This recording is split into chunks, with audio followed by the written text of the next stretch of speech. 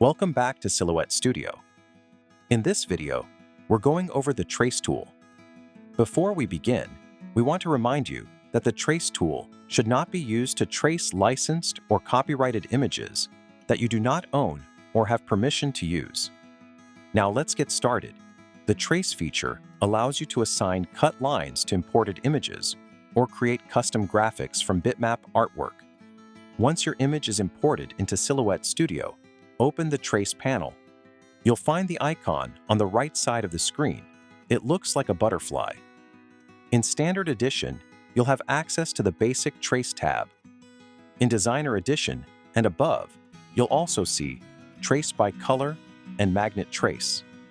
Click Select Trace Area, then drag a box around the entire image you want to trace. You can resize the box using the handles if needed. Once selected, your image will fill with yellow. This yellow overlay shows what the software sees and where the trace lines will be applied. You can view this as a solid fill or choose Outline to see your image details more clearly. Every image is different, so you may need to adjust your settings to get the best result. High contrast images trace the easiest. Threshold determines how broadly the trace picks up the image, starting with the darkest areas. Increasing the threshold captures more detail. This is the most common setting you'll adjust. De-speckle threshold helps remove tiny unwanted spots from your trace. High pass filter traces from the outer edges inward. This is useful if you want only the outline of your image. Low pass filter traces from the center outward. Scale adjusts how smooth or pixelated the edges appear. Higher values increase pixelation. Lower values smooth the edge. If your trace looks rough or blocky, try lowering the scale to improve detail.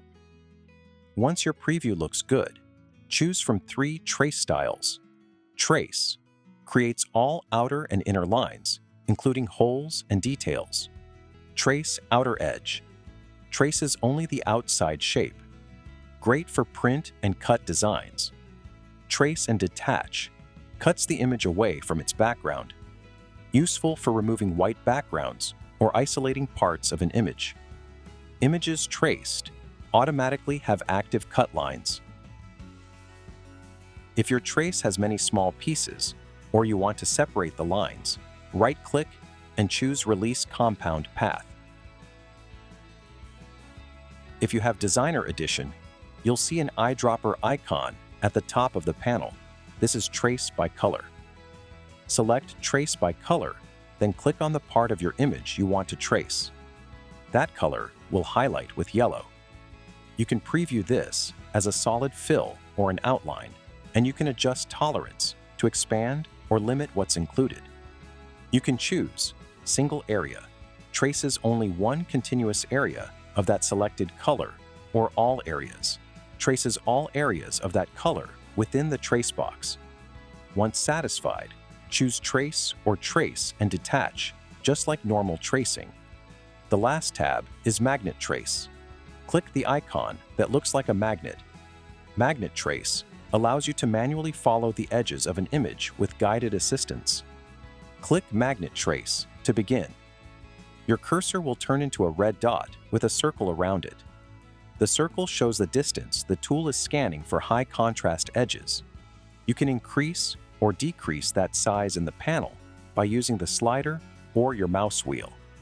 Click on the image to set your first anchor point, then move the cursor along the edge.